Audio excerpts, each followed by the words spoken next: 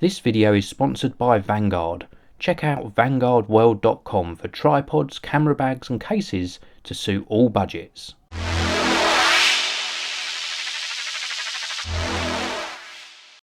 Hi everyone, this is Dave from Geekanoids and this is my unboxing and first look of the Nikon Coolpix S9500. This is currently Nikon's top of the range S camera in their Coolpix range.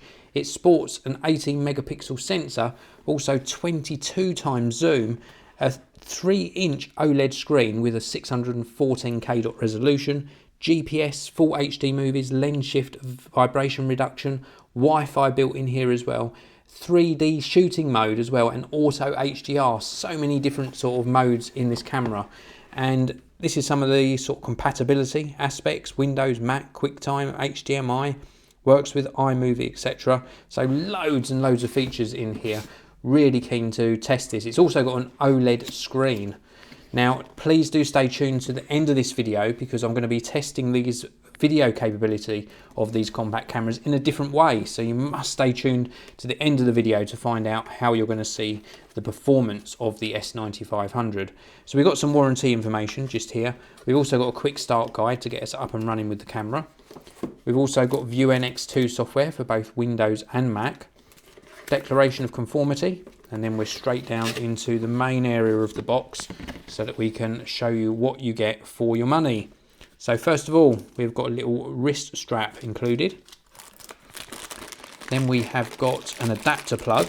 Now this adapter plug is a 3-pin UK plug. Now the reason this is included is the charger's multi-voltage and you can adapt it to your specific country's plug. Now this is a 3-pin UK one, and that snaps on to the actual charger. This is the charger here. Very neat way of doing things. This is a multi-voltage charger. So if you travel around, you just need different adapter plates, 100 volt to 240 volt.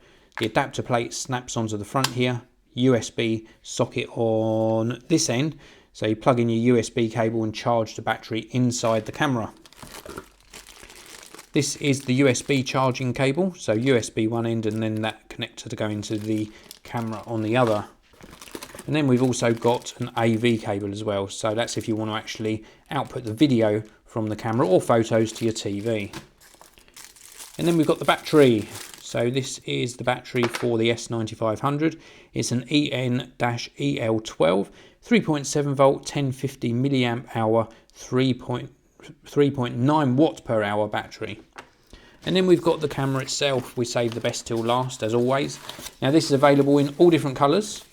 I'm not even sure what colour I've been sent here, so let's have a look. And here we are, we've been sent the sort of champagne bronzy brown colour. So let's get this box out of the way and have a look at the S9500. So here we go, front of the camera looks really nice. We've got a grip area here, some specifications on a little sticker, and we've got the lens here, which is 22 times wide optical zoom.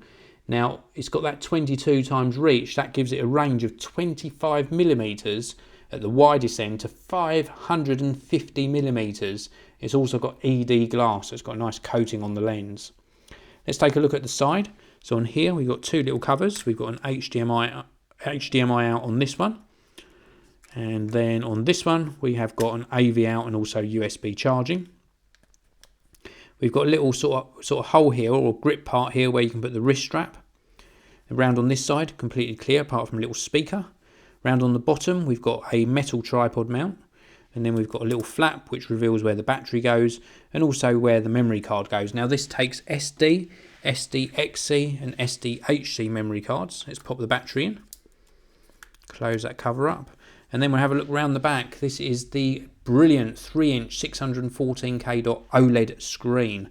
And then we've also got some controls here. So we've got a grip area, we've got a little LED light for the flash, we've got a direct record button, we've got a playback button, we've got a rotating control here, and that's also a 4-way rocker.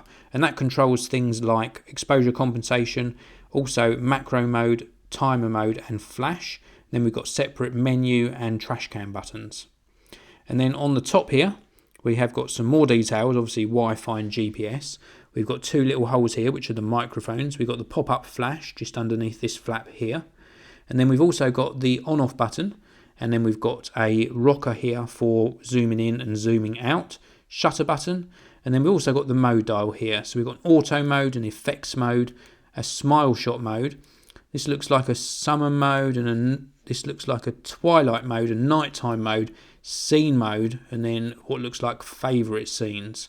I'll cover those off in my full review if I've got any of those wrong. So let's turn this on, have a very quick look at the camera. We have got the menu system pop up. This looks like a very crisp screen as well. So we'll select English and we choose to set the date and time later. And let's have a very quick look in the menu system. So nice display first of all. Very nice OLED screen, very evenly lit. That's really nice. Let's pop into the menu. So in the main menu you've got image mode, white balance, metering, continuous focus, ISO sensitivity, AF area mode, autofocus mode, and quick effects. And then if we go into the movie mode, we've got movie options. So we can go 1080 resolution or 1920 by 1080 at 30p, and then a slightly more compressed version, and then 720 resolution at 30p, and then we can select lower resolutions and even some high speed modes. If we drop the resolution right down, then we can get up to 480 frames per second, albeit at a very low resolution. Oh, actually, sorry, no, that's 480 resolution at 120 frames per second. So, and we can go right down to 240 resolution at 240 frames per second. So some quite nice options in there. We've also got open with HS footage, autofocus mode, and wind noise reduction.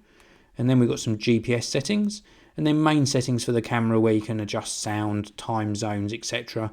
AF assist settings, just some different sort of main settings in here, formatting the memory card, TV settings, Wi-Fi options, etc.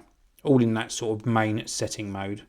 So that's it for the unboxing and first look of the Nikon Coolpix S9500. Now, I mentioned at the beginning of this video, there's going to be a different way of doing the HD video tests. Instead of doing a separate video, just looking at some of the aspects of this, I'm going to be posting a link underneath this video in a few days' time, maybe up to a week's time.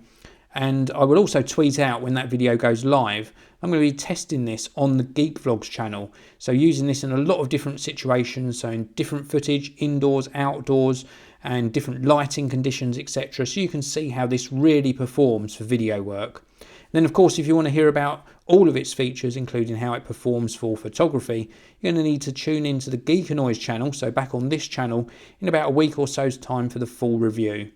So this was my unboxing and first look of the Nikon Coolpix S9500. Thank you very much for watching. Thank you for hitting that like button, and I will see you all in the next video.